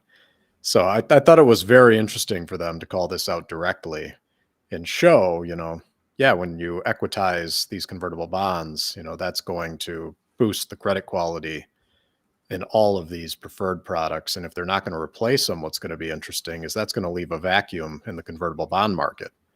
I got to imagine that these convertible bond buyers have gotten used to, the volatility of these, even if the volatility is dampened recently, these have been massive return accelerators for the guys trading convertible bonds. I mean, if you're out traditionally going and trading convertible bonds on equities that have, 20 to 30 vol, even getting a convertible bond on something with a 60 is going to greatly accelerate your ability to generate your returns through your delta hedging trades. So I do think that it's actually going to open up a market for a lot of these other treasury companies where I think they will fill the demand in the convertible bond market. But, taking, what do they have out there? I can't remember how much it was in convertible bonds, but a little over 8.4 billion or something. Oh yeah, like 8 billion, 8.2 billion. 8.2 billion. Yep. That's a lot. That's a lot of demand to replace, particularly because you don't have any other real players at major scale. You saw Marathon issue one, but there's going to be a void there. And I think that demand, perhaps it drives some better terms. Maybe there's some better premiums to be had out there for some of these smaller issuers that are going to offer them. But it's clear strategy is shifting off of that. I could still see a world where if they weren't able to drive liquidity into these preferreds fast enough and they got really under levered, that you could see them go pull on this lever again to get an injection. But they're pretty clear at the moment that that's not the primary path they're going to be taking. Right. They put, this was the first time they did this as well. They put a pro forma BTC credit rating in here without the converts, as if they did roll them off, which would show the credit quality of the instruments, assuming the conversion of all the in the money convertible notes. And you see that improves drastically. Like STRF goes from, I don't know, what is it, like a 6 or 7x 7.7x BTC rating to a 11.8x BTC rating, and all of these other instruments increase drastically too. So significantly over collateralized. And the importance there is they can withstand a significant drawdown and still have capital left to pay off the obligation. There's just so much money on the balance sheet that this isn't that big of a deal. And yeah, do you mind if I hop in and just talk about the definition of cum notional value or cumulative Please. notional value? Yeah, I did a little post on this, and because I didn't know what it was, and it's just the amount. It's the amount of senior capital above that instrument, including that instrument. So for like for Strife, for example, you can see the outstanding liabilities. This is obviously pro forma, so it's different, but the cumulative notional value is just all the converts plus the outstanding Strife liquidation preference, a total of Strife outstanding. And that's just essentially what is prioritized in the case of liquidation, including that liability. So it's just a cool way to look at it. And then you can use the drawdown scenarios to kind of put your own Bitcoin rating assumption. It's all kind of saying the same thing with different words. Bitcoin rating, this Bitcoin backed collateral, all of that. It's all very similar. Yeah, it's to provide perspective on the asset relative to the liability. That's how you get to the BTC rating, is by summing the cumulative notional value. Yeah, bingo. Okay. Sorry guys, it's getting late over here. It's getting late. Grow up, chat. Grow up. Oh man. Okay. STRC is low volatility, short duration. Okay, so before we end, where's the next one? Mason's got some thoughts on where the next one fits in in this bucket here. Where are we going to put Stratus, guys? Stratus is next. Stratosphere. That's the high leverage MSTR. STRU, Stratus. Yeah. But it's going to be the lowest, just for kicks. Someone when they announced STRC was like, no way, 9% monthly dividend. This is a misty killer. I was like, what? No, but it's just funny. 9% monthly dividend might have been a little concerning. I would be bearish on that. Yeah, I would be bearish on that product. Yeah, that would raise some questions. That would probably flip to defend. That would flip me to the other side for sure. Josh and I would have a field day. Yeah, I would join forces. I would be concerned at that point. Go to slide 19. I think that's the one that Jesse shared. And there's a bunch of room in between STRC and STRD. So I don't know. It's got to be some kind of effective duration between 2 and 8 years. You can stick 2 more in there. Yeah, you can stick quite a few. Yeah, quite a few in here. Building out this whole duration curve, which again, my background thinking about insurance, right? Average duration on a workers' comp claim might be a decade, like 6 to 8 years. And that means you want products that have a duration of 6 to 8 years, and you're going to get paid out over time for a 6 to 8 year liability. And that's like how I see the world, is this duration curve where you need to have assets that match to that specific duration. And that, this is big. Like this is really important to wrap your head around, this duration component. I'm still learning it. I'm still figuring it out. When we were talking about what the potentials were for the next ones, I think we mentioned something about a variable rate one, but the fixed price was shocking to me. That wasn't on my radar at all. But so could there be another one that's variable but not pegged to 100, or does it need to be pegged to something for this to make sense? To be variable? Oh, that's interesting. I'm not sure. Not really. It could be variable. You just remove the maybe it's SOFR plus something, and it's just always floating. Do we need to have predictions on how many more preferreds? Oh man. No, it's gonna be a lot.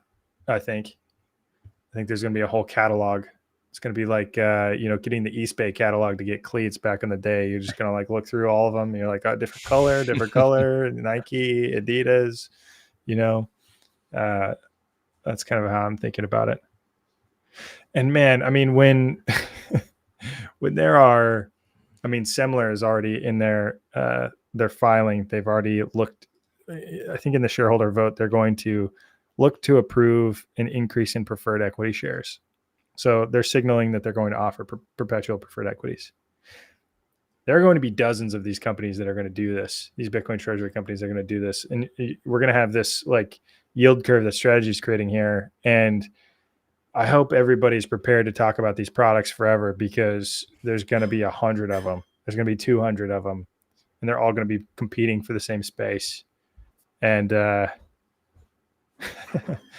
do like where it's pushing us, as an industry, though, right? I mean, it's showing a lot of maturing in this industry when, this is moving people away from saying we're going to compete.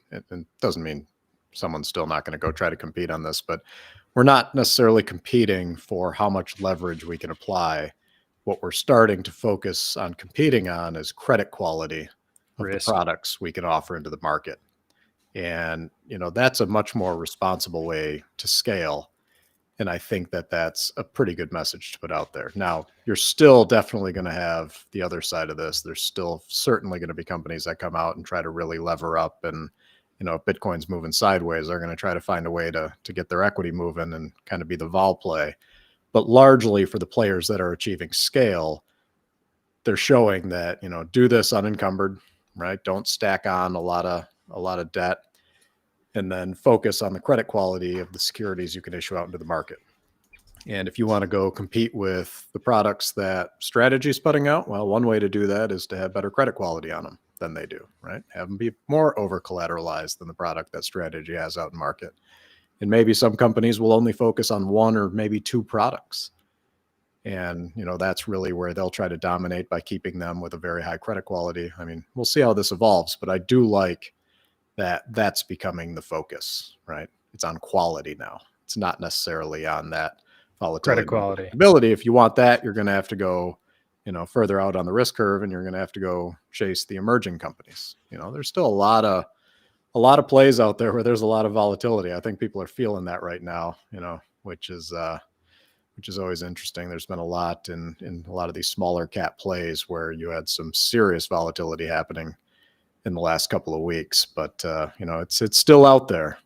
But strategy is reaching such a scale where, clearly with this depth of liquidity, it's not going to be nearly as volatile as some of those small plays are going to be. So if people are chasing the super high volatility, I think a lot of people are going to be rotating capital into smaller plays to chase that. I think you're right. And I think it's so important. It was something I was listening to Saylor talk about on a recent interview, is why are there volatility sellers and what do options participants want on an equity? And I know a lot of these other smaller companies don't have options markets, but it's something I've been reflecting on a lot too. It's like, why is the volatility of MSTR more valuable than maybe the volatility of NVIDIA or some other equity in the market? He says you want liquidity. Obviously MSTR has that. Volatility obviously has been dying a little bit. And you want durability. And I think durability is the key here, right? You have an equity backed by the hardest asset known to man that has an upward trajectory of 30 CAGR plus. So I think those things combined make an incredibly attractive equity and pool for option selling and that sort of those dynamics. So I just think it's really important that we don't forget those things. And that's why MSTR is valuable in the first place. Like all of that is huge. And a lot of these smaller Bitcoin treasuries don't have that necessarily. Right. And that's, it's kind of funny because this goes both ways, right? A lot of times the people that are also trading around strategy are also selling options on strategy, and they're going, well, where's the volatility, right? Well, you're selling the volatility, right? So now imagine $5 billion in Misty. Thousands of other people are also selling the volatility. Now add on the ETFs that are selling the volatility, right? You're going to get these periods in time where things go sideways, right? I mean, you're going to get these gamma pins that are out there, and it's going to stall things out. And everyone that's selling volatility contributes to that, but it's a feature. And I think you said something earlier, Dan, when I was just listening to it, where you said at some point there's going to have to be a moment where all these vol sellers get blown out. And I do think that will happen. These are the types of plays where you get lulled to sleep and you think it's over. And then overnight, all of a sudden you wake up and you've got a lot less shares than you had the day before. So I think that day's still coming. Okay, now I feel personally attacked. Well, it was kind of direct at you, wasn't it? Yeah, I think so.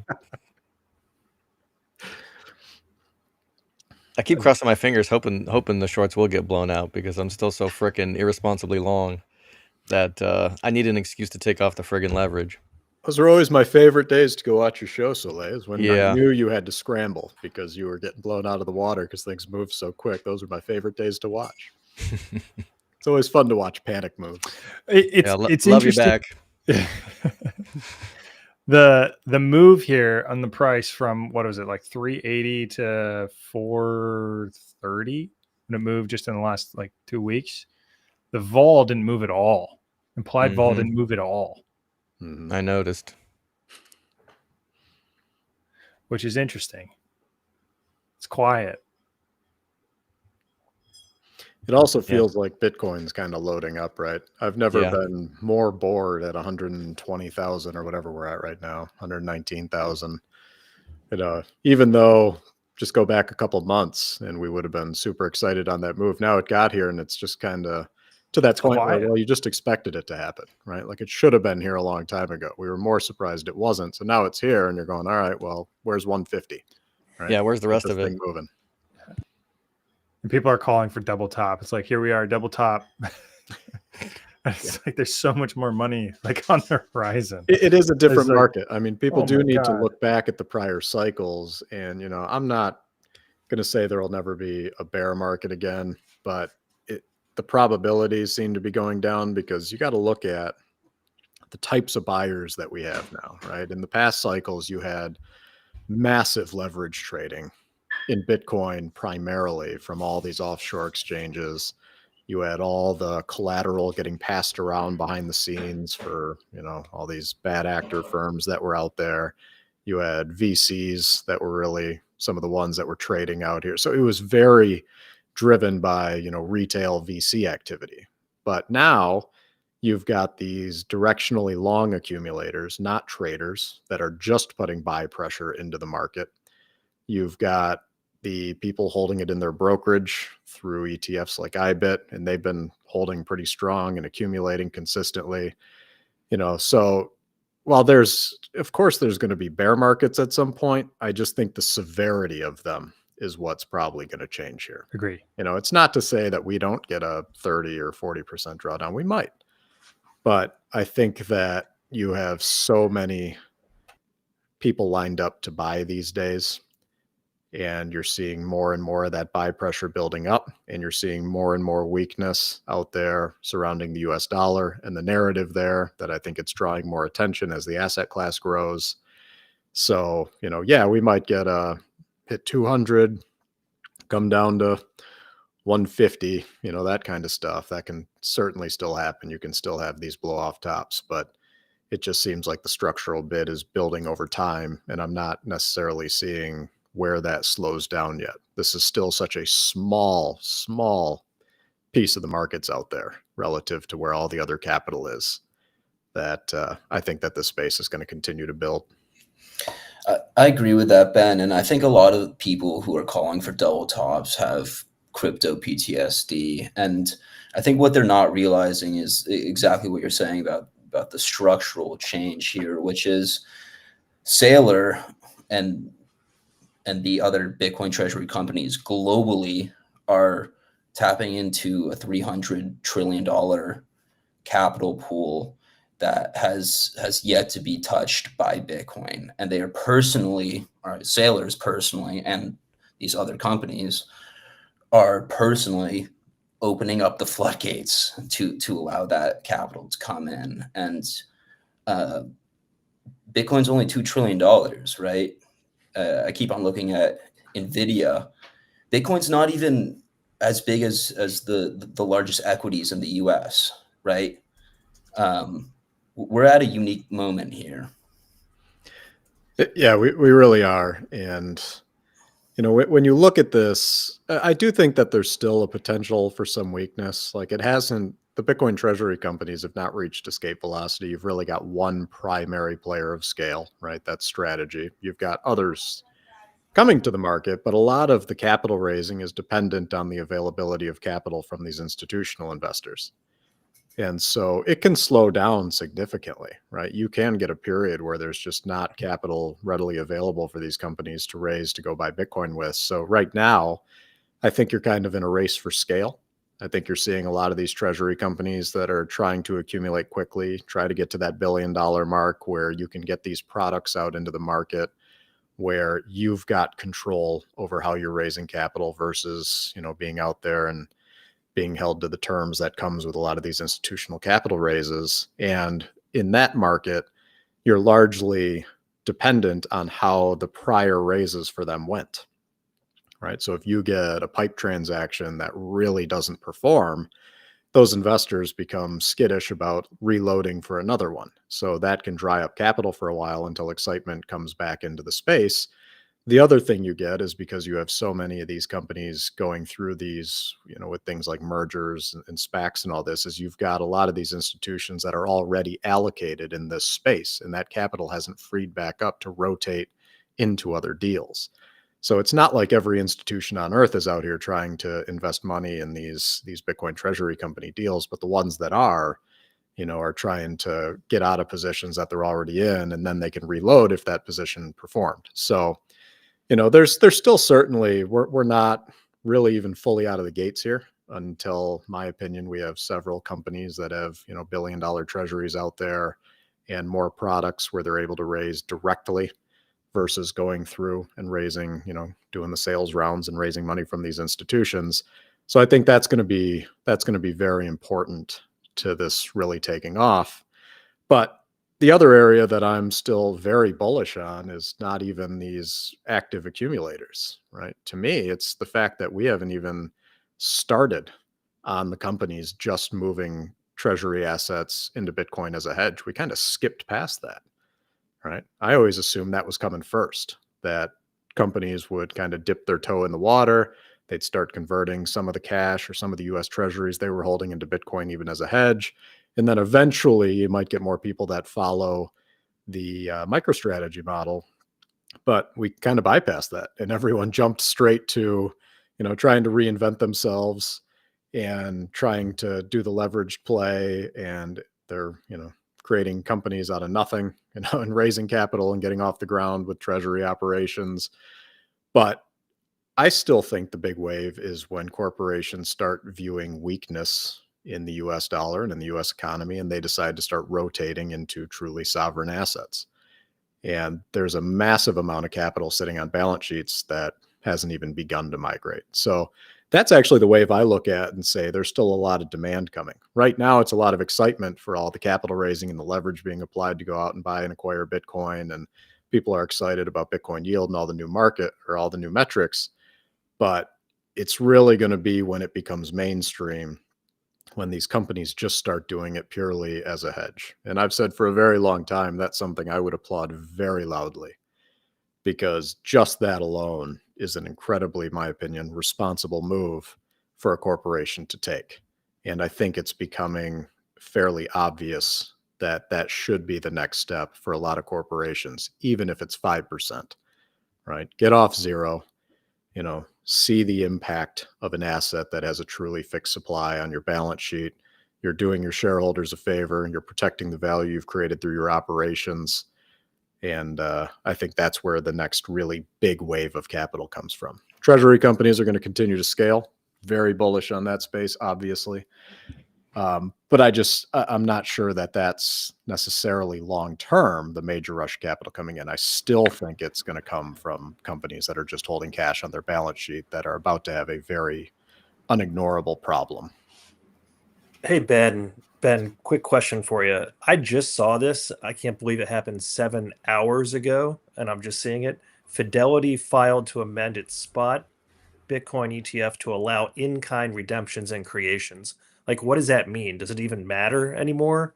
Like, are we past that, or like, what are the implications there? I would have to look at that. I haven't read through that yet to see what it was. I mean, I saw some of those before where it only applied to the APs, but Jeff, I don't know if you've looked at that one or not yet to see what they actually put in there. You're on mute, Jeff. Oh, shoot. No, I have not looked into it. I was just looking it up here. Fidelity in-kind ETFs.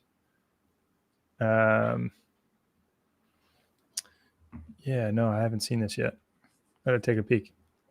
I mean, that would be pretty big, right? Because I know a lot of people are concerned. That'd be pretty big because I know a lot of people are concerned about these institutions actually holding this capital, and you have the ability to roll. I know Josh would love this. He's been talking about this a lot. Basically, if you've got options that you exercise, you're exercising options and getting the Bitcoin in kind, which would put a lot of pressure on the remaining supply, especially if there's no ability to go get that Bitcoin. Because we're already hearing rumblings of OTC desks are having trouble filling big orders. And if they're having trouble filling big orders and you've got a big movement in Bitcoin and all of these call buyers are exercising their IBIT calls or their Fidelity Bitcoin calls and then demanding it be returned in kind, that changes the landscape. There's no temporary moment in time or like buffer period where they can go find the Bitcoin that they don't necessarily have or borrow it on the balance sheet or, whatever that may be. I think that makes things a bit more complicated. So yeah, that's an interesting, Tim. Thanks for sharing. Okay. We got just 4 of us. There we go. Dan and Mason popped off. Appreciate it. We're at 2 hours, so let's run around. Final thoughts. We'll pass it to Soleil. We'll start with you and pass it around. Yeah, I'll keep it short and sweet. If fiat is a melting ice cube, then strategy in the preferreds converting fiat to Bitcoin is like glacier formation. Boom. Deep. Ben, go for it. I'm good, man. I think I've ranted enough for one We've night. cruised. So We've got I'm 10,000 always people. bullish on the space. I love it. There's no better place to be. Tim? I mean, when you zoom out and you realize that the stock market hit an all-time high today, like everybody listening right now, raise your hand. We can see all 10,000 of you. Raise your hand if you had anyone in your life run around like a crazy person and say, "Woo! My stock portfolio is at an all-time high." Like no one's paying attention. And then think about like 1 out of 100 of those people that aren't paying attention to the stock market are paying attention to Bitcoin. And then 1 out of 100 of those one people that actually know about Bitcoin are paying attention to what we're talking about. Like that's how early we are. It's just unbelievable when you really zoom out. 100%. To that point, we need an update of the image, right? The number of people that understand Bitcoin, 1 out of 100. The number of people that understand MSTR, 1 out of 100. The number of people that understand STRK, 1 out of 100. The number of people that understand STR, if you could just do it all the way down the road, right? In order to understand these pref products, you got to understand all of them. Yeah, I think it's really early. Completely agree, Tim. Nobody knows what's going on here. Go talk to anybody. Yeah, I mean, they're buying XRP. They think XRP is going to be the financial rails of America. They don't realize the cognitive dissonance there is just insane. Well, we've got an XRP treasury company now, right? We've got a Dogecoin treasury company. I mean, it's crazy. I mean, it's been a really super interesting day. First, you have the hurdle rate come out. Then you have a Josh Mann Ryquant space. Then you have a Strive space. Then you have a Grain of Salt space. Then you have True North. I probably missed a few things. And like, it's after midnight on the East Coast. But the thing is, there's only 5, 10, 100,000 people listening to these things, right? You think about Pomp's event, you think about Orlando. I mean, you're talking about like 500 people in a room. That's where we are right now. It's like super interesting when you just zoom out and think about that. Pretty wild. I kept hearing so many people asking if the space was saturated already.